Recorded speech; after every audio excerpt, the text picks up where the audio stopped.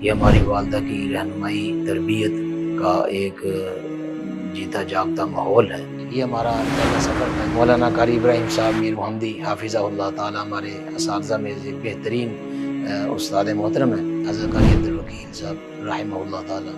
ان سے بڑی اچھی اور بڑی بہترین ملاقات ہوئی، ایسا اخلاق پیش کیا کہ گویا کہ ہم یہیں کے ہو کے رہ گئے۔ ایسے حالات میں، ایسے دور میں علماء کرام کو جو ہے کن چیلنجز کا سامنا ہے؟ علماء کے لیے صرف علم کافی نہیں کہ وہ سمجھ لیں کہ ہم علم حاصل کر لیں یہ ہمارے لیے کافی ہوگا، نہیں۔ کوئی ایسا واقعہ ہے جو آج بھی آپ کو جذباتی کر دیتا ہو؟ جو ہمارا گھر تھا، گھر کے بالا خانے میں ایک چھوٹی سی کھڑکی ہوتی تھی، وہ بند ہو جاتی تھی اور کھل جاتی تھی، تو اچانک وہ کھلی پھر بند ہوئی، تو میں نے دیکھا اور محسوس کیا کہ وہاں پہ والدہ صاحبہ ہیں کہ کب آپ خطبہ دو گے اور میں آپ کا جو ہے نا خطبہ سماعت کروں گی۔ یہ ساری ان کی محنت اور ان کا اخلاص ہے۔ بسم اللہ الرحمن الرحیم۔ معزز ناظرین و سامعین اکرام، السلام علیکم ورحمۃ اللہ وبرکاتہ۔ آپ دیکھ رہے ہیں پوڈ کاسٹ علماء اکرام کی باتیں۔ میں ہوں آپ کا ہوسٹ محمد زبیر مجاہد۔ آج ہمارے ساتھ ایک ایسی دینی شخصیت موجود ہیں جنہوں نے اپنی زندگی دین اسلام کی خدمت، تعلیم و تربیت اور دعوت و اصلاح کے لیے وقف کر رکھی ہے۔ آج ہم ان کی زندگی کے سفر، علمی جدوجہد، یادگار تجربات اور نوجوان نسل کے لیے ان کی قیمتی پیغامات پر گفتگو کریں گے۔ آپ مرکز اہل حدیث کانپور میں شعبہ تحفیظ القرآن میں بطور مدرس اپنے فرائض سر انجام دے رہے ہیں اور اس کے ساتھ ساتھ شعبہ تحفیظ القرآن کے انچارج بھی ہیں۔ میری مراد جناب محترم مولانا قاری ابوبکر صدیق صاحب حافظہ اللہ تعالی۔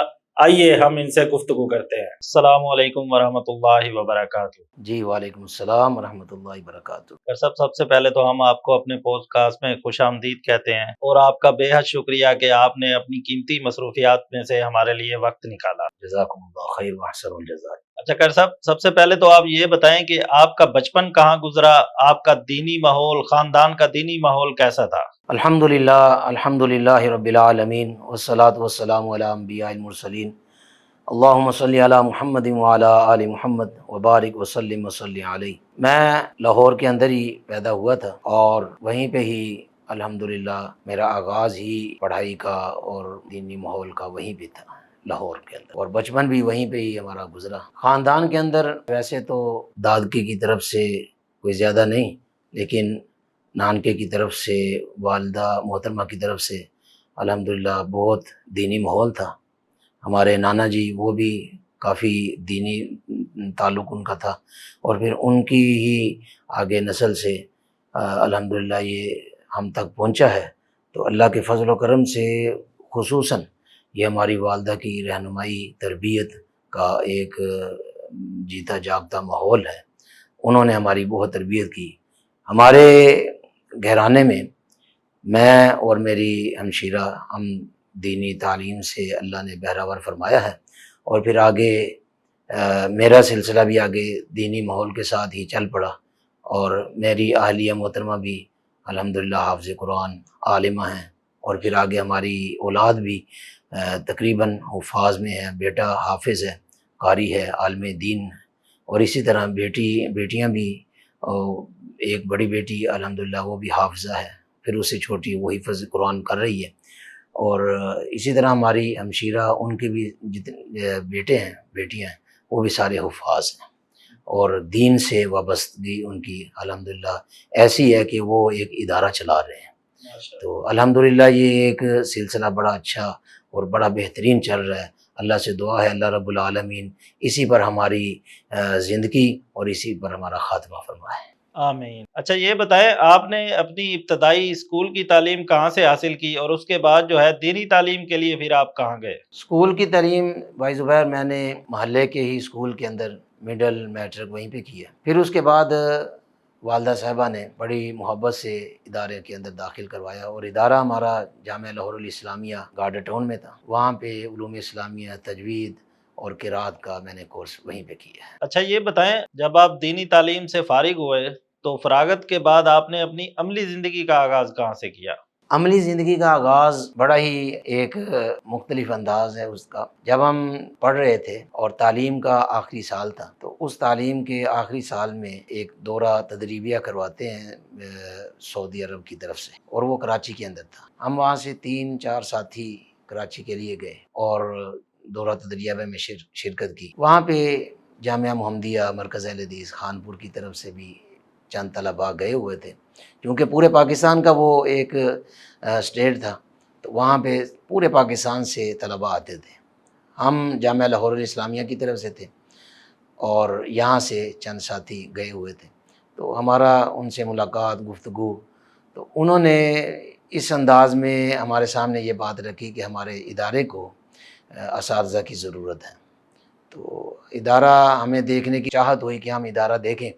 خیر وہ اس وقت تو ممکن نہ ہو سکا، لیکن جب ہم واپس گئے تو مولانا قاری ابراہیم صاحب میر محمدی حافظہ اللہ تعالیٰ ہمارے اساتذہ میں سے بہترین استاد محترم ہیں، اور ان کی خاص شفقت اور محبت ہمارے ساتھ لگی ہوئی ہے، دعائیں بھی ہیں، اللہ انہیں جزائے خیر دے۔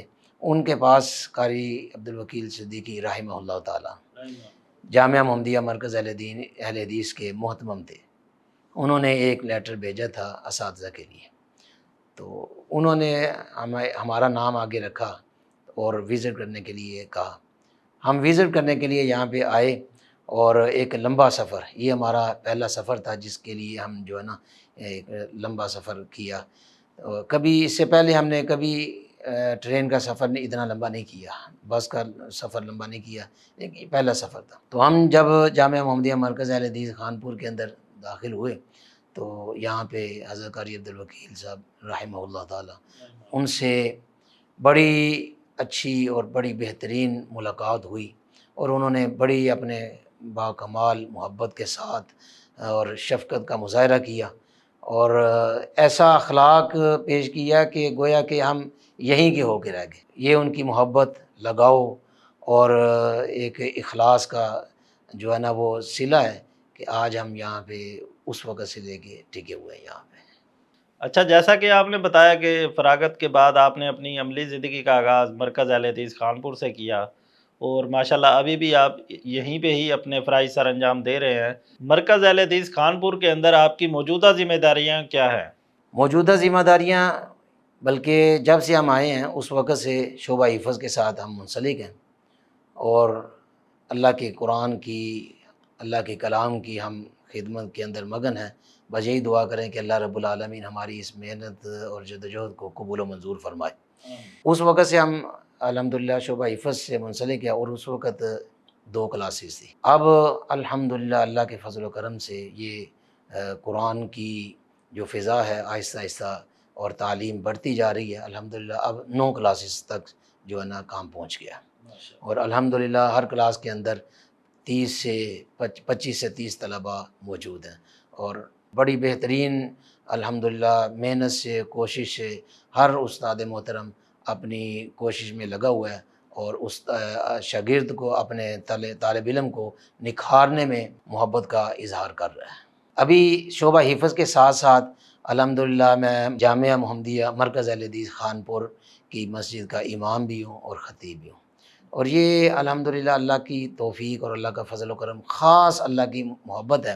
کہاں جامعہ محمدیہ مرکز اہل حدیث خانپور اور کہاں میں، یہ جوڑ بنتا نہیں ہے، لیکن وہ کہتے ہیں نا وَتُعِزُّ مَن تَشَاءُ وَتُذِلُّ مَن تَشَاءُ، اور یہ اللہ کا خاص ہمارے اوپر رحم ہے اور محبت ہے اللہ کی کہ اللہ رب العالمین نے امامت اور خطابت سونپی ہے، اور الحمدللہ یہ مولانا قاری عبدالوکیل رحمہ اللہ تعالیٰ صدیقی رحمہ اللہ تعالیٰ انہوں نے اپنی زندگی کے اندر ہی مجھے مقرر کیا، اور یہ بھی میرے لیے ایک اعزاز ہے، سعادت ہے کہ وہ ایک ماشاءاللہ بے مثال خطیب تھے، اور ان کے سامنے بڑوں کی زبان کی جو ہے نا زبان بندی ہو جاتی تھی، تو یہ اللہ نے مجھے اعزاز دیا کہ انہوں نے آخری جمعات بھی جو ہے نا وہ میرے امامت کے اندر ادا کی ہے، تو یہ میرے لیے ایک بڑا اعزاز ہے جو میں اللہ کا جتنا بھی شکر ادا کروں اتنا ہی کم ہے۔ جامعہ میں آپ کتنے عرصے سے اپنی خدمات سر انجام دے رہے ہیں؟ یہ بھائی زبیر صاحب میں تقریباً 1997-98 سے یہاں پہ آیا ہوں، اور اس وقت سے ہی الحمدللہ یہ قرآن کی خدمت میں ہم لگے ہوئے ہیں، اور الحمدللہ شب و روز جاری اور ساری۔ ماشاءاللہ، یعنی کہ 27-28 سال ہو گئے ہیں۔ جی جی، اور تحفیظ القرآن کا جو شعبہ ہے وہ الحمدللہ اس کی پوری نگرانی اور اس کے اوپر ہر طالب علم کی پوچھ گچھ اور اس کی سب کی منزل کی نگرانی کرنا، یہ سارا ذمہ جو ہے نا الحمدللہ اللہ نے مجھے یہ اعزاز دیا ہے۔ اچھا یہ بتائیں کہ قرآن کو حفظ کرنے کے لیے بچے کی بہترین عمر کیا ہے؟ آپ کے نزدیک آپ کیا سمجھتے ہیں کہ بچہ اتنے سال کا ہو تو اس کو قرآن حفظ کرانے کے لیے جو ہے نا وہ جامعہ میں لے کے آ جانا چاہیے؟ جس طرح بعض لوگ بچے کو حفظ کروانے کے لیے بلا شک ان کے دلوں میں قرآن کی محبت ہوتی ہے اور ہونی بھی چاہیے، تو وہ کوشش کرتے ہیں بچے کو جلد از جلد حفظ کے لیے قرآن مجید کے لیے داخل کروانے کی کوشش کرتے ہیں، لیکن بہترین اس کی عمر جو ہے نا وہ پرائمری پاس ہے۔ بچہ پرائمری پاس کر لے تو بہترین عمر، اور بہترین اس حالت میں بچہ خود اپنے آپ کو سنبھالنے کا مطلب تیار ہو جاتا ہے کہ وہ اٹھ کیسے ہو سکتا ہے، بیٹھ کیسے سکتا ہے، چل کیسے سکتا ہے، اور کس طرح اپنے اساتذہ سے بات گفتگو کرنی ہے۔ تو میں یہ چاہتا ہوں کہ آپ کے ذریعے یہ میرا ایک پیغام ناظرین تک پہنچے کہ وہ اپنے بچے کو کم از کم پرائمری ضرور کروائیں، اسکول کی پرائمری تعلیم ضرور دلوائیں، اور اس کے لیے وہ ایک اچھا بہترین ذہن تیار ہو جاتا ہے، پھر اس کے بعد اس کو جو ہے نا قرآن مجید حفظ کروانے کے لیے۔ اور یہاں پہ میں ایک آپ کے ذریعے ناظرین تک یہ پیغام بھی پہنچاؤں گا کہ صرف بچوں کو داخل کروا کے اور گھر کے اندر خاموش نہیں، بلکہ پورا آپ والدین بچے کے ساتھ رابطے میں رہیں، اساتذہ کے ساتھ رابطے میں رہیں، تاکہ جو بسا اوقات ایسا ہوتا ہے کہ داخل کروا کے والدین گھر کے اندر یہاں اپنی مصروفیات کے اندر مگن ہو جاتے ہیں، پھر وہ بچے کی طرف آتے نہیں، تو بچہ محنت نہیں کرتا، کوشش نہیں کرتا، پھر اس کی وقت جو ہے نا وہ زیادہ سے زیادہ چلتا جاتا ہے۔ تو میں یہاں پہ آپ کے ذریعے ناظرین تک یہ پیغام پہنچاؤں گا کہ والدین اساتذہ کے ساتھ رابطے میں رہیں، اور تاکہ ان کا بچے کا وقت جو ہے نا وہ کم سے کم لگے، اور وہ جلد از جلد قرآن مجید کو اپنے سینے کے اندر محفوظ کر لیں۔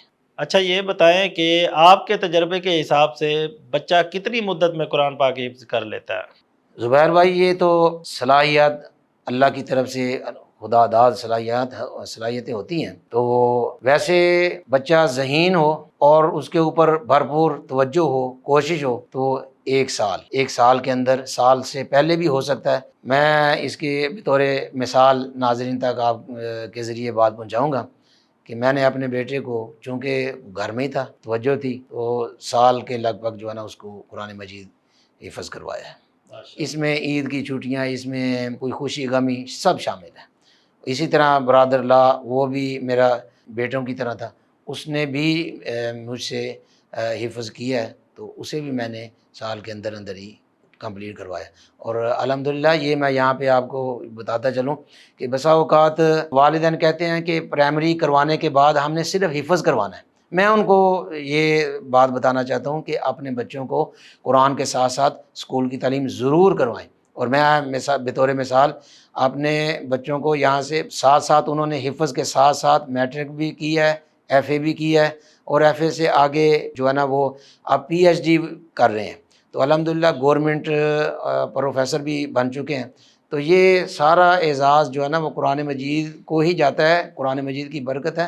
تو میں اپنے ساتھیوں کو یہ مشورہ دوں گا کہ قرآن مجید کے ساتھ ساتھ اسکول کی تعلیم کو بھی لازمی رکھیں۔ اچھا مطلب آپ جو کہہ رہے ہیں کہ مجھے تو اس حساب سے یہ اندازہ ہوا ہے کہ دین اور دنیا دونوں تعلیمیں ضروری ہیں۔ جس طرح دینی تعلیم ضروری ہے ویسے دنیاوی تعلیم بھی ضروری ہے، چونکہ ہمارا آج کل دور چل رہا ہے، موجودہ دور ہے وہ ڈیجیٹل دور جا رہا ہے، تو اس حساب سے دنیا کی تعلیم بھی ضروری ہے، دینی تعلیم بھی ضروری ہے۔ آپ تھوڑی سی اس پہ روشنی ڈالیں۔ زبیر بھائی، جس طرح ہمارا دور اور جس طرح ہم اپنی آنکھوں سے آنے والے دور کو دیکھ رہے ہیں، وقت بڑی تیزی سے گزر رہا ہے، اور وقت کا پتہ ہی نہیں چلتا کہ وقت کب کیسے کتنے سال اور کتنے مہینے اور کتنے ہفتے گزر جاتے ہیں، ہمیں احساس ہی نہیں ہوتا۔ لیکن یہ ہے کہ وقت بڑی تیزی کے ساتھ گزر رہا ہے، تو ہم جو ہے نا اپنے ادارے کے اندر ایک بچے کے لیے دینی ماحول بھی رکھا ہے اور دنیاوی ماحول بھی رکھا ہے۔ ایک بچہ ہمارے پاس پرائمری پاس آتا ہے، ہم اسے آگے چھٹی کلاس اور ساتھ میں حفظ القرآن، اسی طرح 7ویں کلاس حفظ القرآن، اور پھر ہمارا بچہ جو ہے نا مڈل کرتا ہے اور ادھر سے قرآن مجید مکمل، یعنی کہ حفظ القرآن پلس مڈل ہے۔ تو کوشش یہی ہے، لیکن میں آپ کو یہ بات بتاؤں کہ ہمارے پاس بچے اس طرح کے بھی ہیں کہ وہ اچھی تعلیم لے کے آئے تھے، 6ٹھی 7ویں لے کے آئے تھے، پھر ہم نے ان کو آگے صرف مڈل تک ہی نہیں رکھا بلکہ قرآن مجید حفظ کروانے کے ساتھ ساتھ انہیں 9th کی بھی تیاری کروائی ہے، اور ہمارے بچوں نے 10 یعنی کہ میٹرک بھی کیا ہے، یعنی کہ وہ اگر کوئی بچہ مڈل کر کے آیا ہے یا 7ویں کر کے آیا یا 8ویں کر کے آیا تو وہ اس کے ساتھ ساتھ انہوں نے میٹرک بھی کیا ہے۔ تو یہ ہم دونوں چیزوں کو لے کے چل رہے ہیں، دینی ماحول کو بھی لے کے چل رہے ہیں اور دنیاوی ماحول کو۔ اور یہ بھی بسا اوقات لوگ کہتے ہیں کہ جی بچے کی عمر اب بڑی ہو گئی ہے، اب یہ قرآن حفظ کرنے کے لیے نہیں جا سکتا یا قرآن حفظ نہیں کر سکتا، تو یہ ایک لوگوں کا وہم ہے۔ لوگوں کی سمجھ میں یہ بات آنی چاہیے کہ یہ اللہ کی کلام ہے، اللہ کی کتاب ہے، اللہ کا قرآن ہے۔ ہم اپنے اسلاف کی طرف دیکھتے ہیں اور بالخصوص صحابہ کرام رضوان اللہ علیہ مجمعین کی طرف دیکھتے ہیں، تو صحابہ کرام رضوان اللہ علیہ مجمعین میں سے اکثریت جو حفاظ تھے وہ لوگ تھے جنہوں نے 30 سال یعنی کہ اوپر 30 سے پلس جو ہے نا انہوں نے قرآن مجید حفظ کرنا شروع کیا، یعنی کہ ان کی عمر تھی تو تب انہوں نے اسلام قبول کیا، اسلام قبول کرنے کے بعد پھر انہوں نے قرآن کو پڑھا، قرآن کو یاد کیا، قرآن کو سمجھا۔ تو یہ میں سمجھتا ہوں کہ یہی نہیں بلکہ ایک اور واقعہ میں آپ کے سامنے رہتا ہوں، اور اس طرح کے بہت سارے واقعات ہیں۔ مدینہ المنورہ میں تھے تو ایک ساتھی آئے اور ان کا تعلق تھا خالد بن ولید رضی اللہ تعالیٰ عنہ کی لڑی میں سے تھا۔ تو انہوں نے بیٹھے بیٹھے بات چیت ہوئی تو انہوں نے بتلایا کہ میری ایک خالہ ذات تھی اور انہوں نے بیماری آئی، اور بیماری کا اس حد تک بہت زیادہ بڑھ گئی کہ قریب المرگ ہو گئی۔ اللہ نے شفا دی، اللہ کے پاس کوئی جو ہے نا بعید نہیں ہے، اللہ نے انہیں شفا دی، اور جب انہیں شفا ملی تو انہوں نے سوچا کہ زندگی کا کوئی پتہ نہیں، اللہ نے مجھے موقع دیا ہے تو کیوں نہ میں قرآن مجید کو حفظ کر لوں، قرآن مجید کو یاد کر لوں۔ تو زبیر بھائی وہ بتاتے ہیں کہ انہوں نے جب قرآن مجید کو حفظ کرنا شروع کیا تو ان کی عمر تھی 60 سال کی عمر میں، اور ابھی جو ان کی عمر بتلائی جاتی ہے وہ 71 سال ہے، اور الحمدللہ انہوں نے قرآن مجید کو حفظ کر لیا۔ یہ ایک زندہ اور جیتا جاگتا ایک معجزہ ہے، یہ اللہ کی کلام ہے، اللہ کی کتاب ہے، اور اس طرح کے سینکڑوں واقعات ہیں۔ آپ سوشل میڈیا کو اٹھا کر کے دیکھیں اور آپ کو ایسے بہت سارے ملیں گے کہ جو اپنی آخری عمر کے اندر قرآن مجید کو حفظ کر رہے ہیں، اور یہ اللہ کی طرف سے آسانی اور محبت ہوتی ہے۔ اللہ خصوصی مدد کرتا ہے، جو قرآن مجید کے ساتھ جڑ جاتا ہے اللہ اس کی مدد کرتا ہے۔ اچھا یہ بتائیں آپ کے نزدیک ایک عالم دین کی ذمہ داری کیا ہے؟ بھائی زبیر، میرے نزدیک ایک عالم دین کی ذمہ داری یہ ہے کہ وہ اللہ کے دین کو صحیح علم، اخلاص اور بڑی ہی حکمت کے ساتھ لوگوں تک پہنچائے، اور عملی طور پر خود لوگوں کے لیے نمونہ بنے، اور اسی طرح امت کو اتحاد اور خیر کی طرف بلائے۔ میرے نزدیک یہ ایک عالم دین کی ذمہ داری ہے۔ بس یہ دعا ہونی چاہیے کہ اللہ ہمیں بھی یہ ذمہ داری پوری کرنے کی توفیق عطا فرمائے۔ اچھا جیسا کہ آپ جانتے ہیں کہ موجودہ دور جو ابھی چل رہا ہے ہمارا، ہر طرف مطلب فتنہ، روز نیا فتنہ فساد کھڑا ہو جاتا ہے، تو علماء کرام کے حوالے سے جو ہے نا وہ بھی بڑی من گھڑت چیزیں اور بڑی باتیں جو ہے سننے کو ملتی ہیں۔ تو ایسے حالات میں، ایسے دور میں علماء کرام کو جو ہے کن چیلنجز کا سامنا ہے، آپ کیا سمجھتے ہیں اس بارے میں؟ زبیر بھائی، موجودہ دور بہت خطرناک دور چل رہا ہے، الحاد کا دور ہے، اللہ سب کو محفوظ فرمائے۔ اس دور میں علماء کے لیے صرف علم کافی نہیں کہ وہ سمجھ لیں کہ ہم علم حاصل کر لیں یہ ہمارے لیے کافی ہوگا، نہیں، بلکہ علم حاصل کرنے کے ساتھ ساتھ اخلاص، حکمت اور صبر اور اخلاق اور گہرا مطالعہ، ان چیزوں کے ساتھ وہ جو چیلنج آ رہے ہیں ان کا مقابلہ کر سکتے ہیں، ان کا سامنا کر سکتے ہیں، لیکن صبر کے ساتھ اور اخلاص کے ساتھ۔ اسی سے ریلیٹڈ میرا ایک اور سوال تھا، جیسے میں نے آپ کو موجودہ دور کے حوالے سے بات کی، تو آج کل موجودہ دور کے حوالے سے سوشل میڈیا جو ہے وہ ایک بہت بڑا کردار ہے۔ بہت بڑا جو ہے نا اس کا اہم کردار جس کو ہم بول دیں گے ہماری زندگیوں میں ہے، تو اس کے بارے میں آپ کیا کہنا چاہیں گے؟ جو سوشل میڈیا ہے، میں آپ کے سامنے اس طرح اظہار کروں کہ سوشل میڈیا ایک ہمارے لیے نعمت بھی ہے، ایک آزمائش بھی ہے۔ لیکن نعمت کس وقت بنے گا؟ نعمت یہ اس وقت بنے گا اگر ہم اسے علم اور دعوت اور اخلاص کے لیے اس کو اپنائیں، تو یہ ہمارے لیے ایک نعمت ہے۔ اور اگر ہم اس کو فضولیات کے لیے یا اس کو اللہ نہ کرے گناہ کے لیے استعمال کریں تو یہ ہمارے لیے نقصان دہ ہے۔ جس طرح کہ قرآن مجید کے اندر اللہ رب العالمین نے فرمایا یا ایھا الذین آمنوا ان جاءکم فاسق بنبأ فتبینوا ان تصیبوا قوما بجہالۃ، آپ کے پاس جو ہے نا یہ کوئی خبر آتی ہے تو اس خبر کو آپ تحقیق کر لیا کریں۔ مثال کے طور پہ میں آپ کو یہ بتاؤں، جو چیز اللہ کی رضا کا سبب بن رہی ہے نا، آپ اسے پھیلائیں، اللہ کی رضا کے سبب بن رہی ہے۔ نمبر دو، اسی طرح جو چیز جھوٹ آ رہی ہے، مثال کے طور پہ سوشل میڈیا پہ آپ اکثر یہ دیکھتے ہیں کہ آج کوئی حدیث پڑھی جاتی ہے، حالانکہ اس کا کوئی نہ منہ نہ کوئی سر، نہ اس کی کوئی سند، کوئی اس کا کوئی تعلق نہیں ہوتا، تو وہ اسے کہا جاتا ہے کہ آپ اسے آگے پھیلائیں، حالانکہ اس کا کوئی تعلق حدیث کے ساتھ نہیں ہوتا۔ تو جو چیز جھوٹ کے ساتھ تعلق رکھتی ہے آپ اسے اجتناب کریں، بچیں۔ نمبر تین، اس کے ساتھ ساتھ آپ وقت کی حفاظت کریں، نیت کی حفاظت کریں، وقت کی حفاظت کریں کہ آپ کا وقت ضائع نہ ہو، آپ کی نیت کے اندر اخلاص رہے، محبت رہے۔ اور اسی طرح آپ اپنی نیت کا یہ جائزہ لیں کہ کہیں آپ کی نیت جو ہے نا وہ اس میں اخلاص چھوٹ نہ جائے، اس میں للہیت ہو، اخلاص ہو اور اللہ کی رضا شامل ہو۔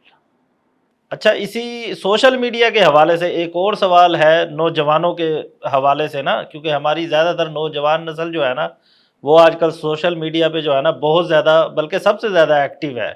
تو اسی حوالے سے میں آپ سے ایک سوال پوچھنا چاہوں گا کہ ہماری نوجوان جو نسل ہے وہ اس ٹائم بہت بے راہ روی کا شکار ہے، تو ہمارے جو مطلب دین سے جو ہے نا وہ ہماری نوجوان نسل جو اس ٹائم جو ہے نا بالکل ہٹ کے رہ گئی ہے۔ تو اس حوالے سے ہمارے علماء کرام کی کیا ذمہ داری بنتی ہے کہ ہم وہ جو ہے نا نوجوانوں کے لیے کوئی اس طرح کا کیا اقدامات کریں کہ نوجوان نسل جو ہے نا وہ ان کے ساتھ جڑ جائے، ان کے سامنے آنے سے ہچکچائے نہیں، شرم محسوس نہ کرے؟ زبیر بھائی، یہ علماء کی ایک بہت بڑی ذمہ داری ہے، اور وہ ذمہ داری یا ایھا الرسول بلغ ما انزل الیک من ربک وان لم تفعل فما بلغت رسالتہ، اس آیت کے روشنی کے اندر میں آپ سے یہ کہہ سکتا ہوں کہ ایک عالم دین کی ذمہ داری ہے کہ وہ لوگوں کے ساتھ محبت کے ساتھ اور شفقت کے ساتھ پیش آئیں، اور ان کے ساتھ دوستانہ رویہ رکھیں، اور ان کے سوالات کو سنیں، اور پھر ان سوالات کو تحمل سے اور صبر سے پھر ان کا جواب بھی دیں، تاکہ وہ دوستانہ ماحول کے اندر جب آئیں گے۔ میں بطور تجربہ آپ کو بتاتا ہوں کہ بہت سارے ایسے نوجوان ہیں جنہیں وضو کا طریقہ نہیں، جنہیں غسل کا طریقہ نہیں، اور ان کی ساری زندگی ایسے ہی گزر رہی ہے، تو وہ علماء کے پاس آنے سے ڈرتے ہیں، علماء کا سامنا نہیں کرتے کہ لوگ کیا کہیں گے، علماء کیا کہیں گے، کہ ان کو یہ پتہ نہیں ہے، یہ معاملہ نہیں ہے۔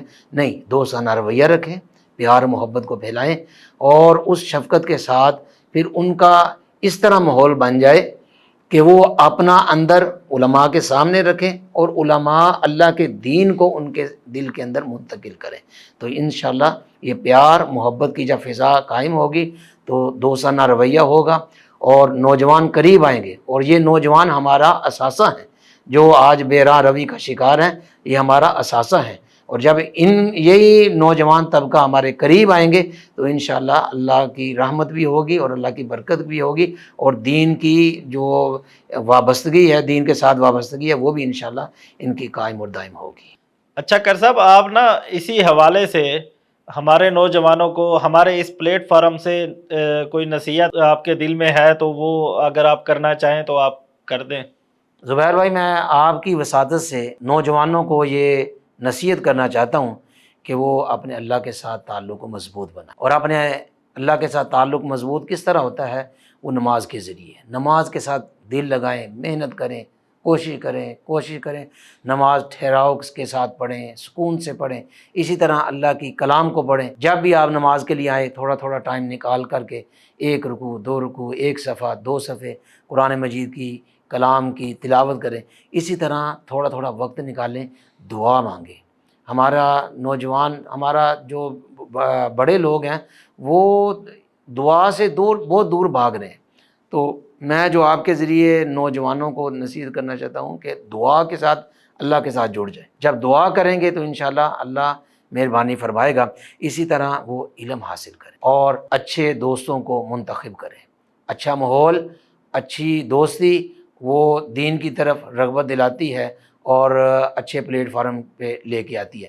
اسی طرح اگر والدین کی ان کے پاس نعمت موجود ہے تو والدین کی نعمت سے فائدہ اٹھائیں، ان کی خدمت کریں، جتنا ہو سکتا ہے ان کی خدمت کریں اور ان سے دعائیں لیں، اور اساتذہ کی خدمت کریں، دعائیں ہیں ان کی دعاؤں کو حاصل کرنے کی وہ کوشش کریں۔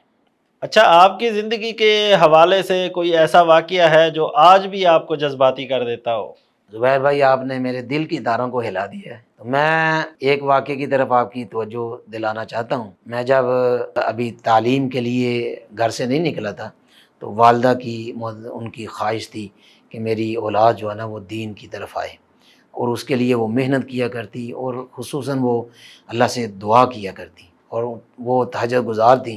ہم سوئے ہوتے تھے، بسا اوقات جب ہم سوئے ہوتے تھے نا تو ان کے رونے کی، ان کی ہچکیوں کی آواز سے ہماری آنکھ کھل جاتی تھی، تو وہ اللہ کے سامنے رویا کرتی تھی، اور دنیا نہیں مانگتی تھی، وہ مانگتی تھی کہ ہماری اولاد دین کی طرف آئے۔ اور الحمدللہ یہ آج ہمارا ان کی دعاؤں کا ثمرہ ہے کہ ہم اللہ کے دین کی طرف آئے ہیں۔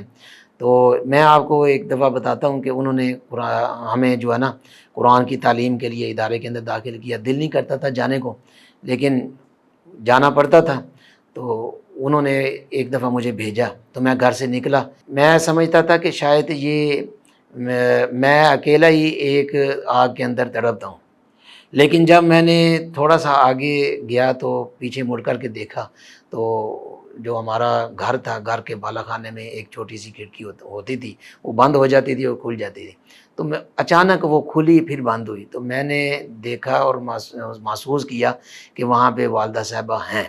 تو ان کی جو دل کے اندر اداسیت تھی اولاد کی، انہوں نے اس اداسیت کو پیچھے رکھا اور دین کو آگے کیا کہ کوئی بات نہیں یہ۔ اور میں ایک بات یہ بھی بتاؤں کہ وہ بسا اوقات جو ہے نا وہ یہ خواب کا اظہار کیا کرتی، یعنی کہ وہ کبھی کبھی وہ اس بات کا اظہار کیا کرتی کہ کب آپ خطبہ دو گے اور میں آپ کا جو ہے نا خطبہ سماعت کروں گی، یا کب آپ امامت کرواؤ گی اور میں آپ کی پیچھے جو ہے نا نماز پڑھوں گی۔ تو ان کو اللہ نے موقع نہیں دیا۔ میں چھوٹا سا تھا جب وہ فوت ہو گئی تھی، تو وہ ان کو موقع نہیں ملا۔ تو بہرحال آج بھی جب ہم نماز کے لیے کھڑے ہوتے ہیں، امامت کے لیے کھڑے ہوتے ہیں یا ممبر پر چڑھتے ہیں، تو ان کا ایک تصور ہمارے سامنے ہوتا ہے، اور بسا اوقات دل کے اندر دل کی تار چھڑ جاتی ہے، جس کی وجہ سے جذبات بھڑک اٹھتے ہیں اور ہم اپنے آنسوؤں پر کنٹرول نہیں رکھ سکتے۔ تو دل سے یہی دعا نکلتی ہے، رب ارحمہما کما ربیانی صغیرا۔ شاید کوئی ایسی نماز ہو جس میں ہم اپنے والدین کے لیے یہ دعا نہ کریں، رب ارحمہما کما ربیانی صغیرا، کیونکہ سارا ثمرہ ہی ان کی طرف ہے۔ اور آج ہم یہاں پہ بیٹھے ہیں اور اللہ کے دین کی طرف پیار اور محبت اور لگاؤ ہے، یہ ساری ان کی محنت اور ان کا اخلاص ہے۔ اچھا، میرا آپ سے آخری سوال ہے کہ اگر آپ کی زندگی کو ایک جملے میں بیان کیا جائے تو وہ آپ کے نزدیک وہ جملہ کیا ہوگا؟ میرے نزدیک یہ جملہ ہے کہ بندہ اللہ کی بندگی کرے، رسول اللہ صلی اللہ علیہ وسلم کی سنت کی اتباع کرے اور لوگوں کی خیر خواہی۔ اچھا کر صاحب، آپ کا انتہائی مشکور ہوں، آپ نے اپنی قیمتی مصروفیات میں سے ہمارے لیے وقت نکالا، اپنے قیمتی تجربات اور قیمتی نصیحتوں سے ہمیں مستفید فرمایا، اس کے لیے ہم آپ کے انتہائی شکر گزار ہیں۔ زبیر بھائی، آپ کا بھی بہت بہت شکریہ۔ اللہ کے نبی علیہ الصلوۃ والسلام کا فرمان ہے، من لم یشکر الناس لم یشکر اللہ۔ جو لوگوں کا شکر ادا نہیں کر سکتا وہ اللہ کا بھی شکر ادا نہیں کر سکتا۔ تو میں آپ کا بھی شکریہ ادا کرتا ہوں کہ آپ نے مجھے یہاں پہ مدعو کیا، اور الحمدللہ ہم نے اچھی گفتگو میں حصہ لیا ہے۔ اللہ ہماری اس گفتگو کو باعث نجات اور باعث برکت بنا دیں۔ آمین۔ جی ناظرین، اگر آپ کو یہ پوڈ کاسٹ پسند آیا تو اسے اپنے دوستوں کے ساتھ ضرور شیئر کریں۔ اگلے پروگرام تک اپنے ہوسٹ کو اجازت دیجیے۔ اللہ حافظ و ناصر۔